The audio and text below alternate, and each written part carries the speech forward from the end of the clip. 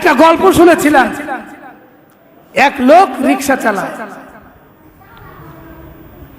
তো রিক্সা চালক বিয়ে করছে, তো বাসর রাতে স্ত্রী তাকে বলছে, স্বামী আমি আপনাকে খুব ভালোবাসি। রিক্সা চালক তো খুব খুশি, আরে গরিব ঘরের মেয়ে বিয়ে করেছি, তেমন কোনো শিক্ষিত না, যদি শিক্ষিত মেয়ে বিয়ে করতাম তাহলে বাসর রাতে আমাকে বলতো, স্বামী আই লাভ ইউ, আমি আপনাকে ভালোবাসি, আমিও বলতাম ইউ লাভ মি। কিন্তু গরিব ঘরের মেয়ে, শিক্ষিত না, অল্প পড়াশোনা, সেজন্য বাংলায় বলছে, স্বামী আমি আপনাকে খুব ভালোবাসি।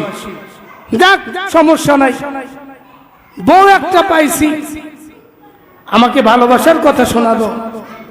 স্বামী পরের দিন সকালবেলা রিক্সা নিয়ে বের হয়ে চলে যাচ্ছে, স্ত্রী রিক্সার সামনে এসে দাঁড়িয়ে বলতেছে, স্বামী সারাদিনের জন্য রিক্সা নিয়ে বের হচ্ছ, সারাদিন রিক্সা চালাও আর যেখানেই থাকো আর যাই করো, মনে রেখো আমি কিন্তু তোমাকে খুব ভালোবাসি। স্বামী তো মনে মনে খুব খুশি, আহারে স্ত্রী আমাকে এত ভালোবাসে।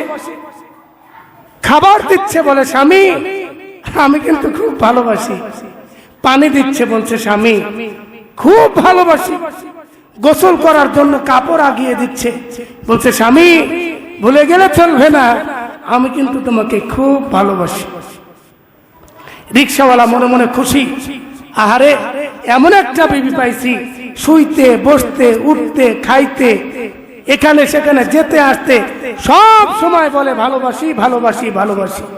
মনের মধ্যে আনন্দ, গান গাচ্ছে, ও সকিনা গ্যাসোস কিনা ভুইলা আমারে, আমি এখন রিক্সা চালাই ধরলা বাজারে, চালাচ্ছে রিক্সা।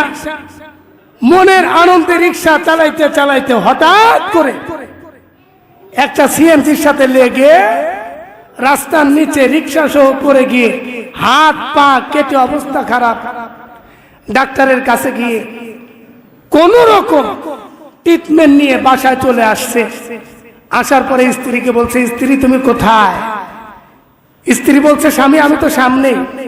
বলতেছে, দেখো অ্যাক্সিডেন্ট করে হাত পাও কেটে গেছে, তুমি একটু এগুলোর যত্ন করো, স্যাপলন নিয়ে আসো, ডেটল নিয়ে আসো, তুলা নিয়ে আসো, ময়লাগুলো পরিষ্কার করে দাও। বলতেছে, স্বামী ওগুলো করা যাবে, ওগুলো পরেও করতে পারবো, কিন্তু সারাদিন ধরে যে কথাটা তোমাকে বলি নাই সেটা হচ্ছে আমি কিন্তু তোমাকে খুব ভালোবাসি।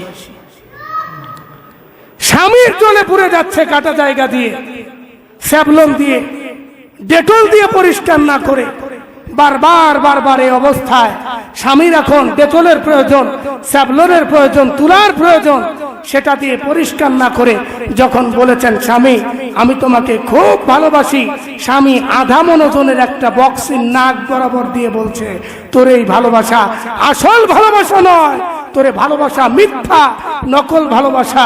আসল ভালোবাসা যদি হতো সারাদিন কানের কাছে ভালোবাসি ভালোবাসি এ গান না গে আমাকে দেখা মাত্রই স্যাভলন ডেটল নিয়ে এসে তুলা নিয়ে এসে আমার জায়গাগুলো পরিষ্কার করে আমাকে যত্ন করে আমার ট্রিটমেন্ট করতে, কথা বলেন ঠিক কিনা? আজকেও আমি আর আপনি যতই বলি রাসূলকে ভালোবাসি, আল্লাহকে বিশ্বাস করি, ভালোবাসি, আল্লাহর কসম করে বলি এটা চামড়ার মুখে বলা সম্ভব, অন্তরে বলা সম্ভব নয়। যদি অন্তর থেকে আল্লাহকে রাসূলকে মহব্বত করতাম, ভালোবাসতাম, রিকশাওয়ালার বউ না হয়ে প্রকৃত প্রেমিক যদি আল্লাহ এবং আল্লাহর রাসূলের হতাম, আজান শোনার পরে মসজিদের জায়গা দেওয়া যেত না, অথচ আজান হওয়ার পরে মুয়াজ্জিন আর ইমাম ছাড়া মুসল্লি খুঁজে পাওয়া যায় না। বুঝা গেল ভালোবাসার বাক্য মুখে আছে, অন্তরে। কথাগুলো শুনে কষ্ট পেলেন বোধ হয়? আসেন এই মুখের ভালোবাসা দূর করে একদিনও বলার দরকার নাই রাসূল আপনাকে ভালোবাসি, একদিনও বলার প্রয়োজন নাই আল্লাহ আপনাকে ভালোবাসি। রাসূলকে নিয়ে যদি রাম আর বাম কোন কচুকরি যদি রাসূলকে নিয়ে কোন কটূক্তি করে, রাজপথে নেমে যান, রাসূলের জন্য জীবন দেওয়ার জন্য প্রস্তুত হয়ে যান, তাহলেই বোঝা যাবে আপনি আসল প্রেমিক। এই বাংলাদেশে 95 ভাগ মুসলমানের দেশে এমনও সময় পার করেছি রাসূলকে কুত্তার বাচ্চা বলে গালি দিয়েছে। মুসলমানের রক্ত শরীরে থাকার পরেও সারাদিন মিছিল করেছে রাসূলকে ভালোবাসি ভালোবাসি ভালোবাসি, কিন্তু রাসূলকে যে বাচ্চারা কুকুরের বাচ্চা বলে গালি দিয়েছিল তাদের বিরুদ্ধে পদক্ষেপ নেওয়ার মতো একজন মুসলমানকে ময়দানে পাওয়া যায় নাই। বোঝা গেল আপনি নামে মুসলমান হলেও আপনি আসল মুসলমান নয়। রাসূল বলেছেন, লা ইউমিনু আহাদুকুম হাত্তা আকুনা আহাব্বা ইলাইহি মিন ওয়ালিদিহি ওয়া ওয়ালাদিহি আজমাইন। যতক্ষণ পর্যন্ত স্ত্রীর চাইতে, সম্পদের চাইতে, সন্তানের চাইতে, নিজের জীবনের চাইতে আমি রাসূলকে বেশি ভালোবাসতে না পারবা, ততক্ষণ পর্যন্ত প্রকৃত মুসলমান হতে পারবা না। কে বলেছেন? রাসূল বলেছেন।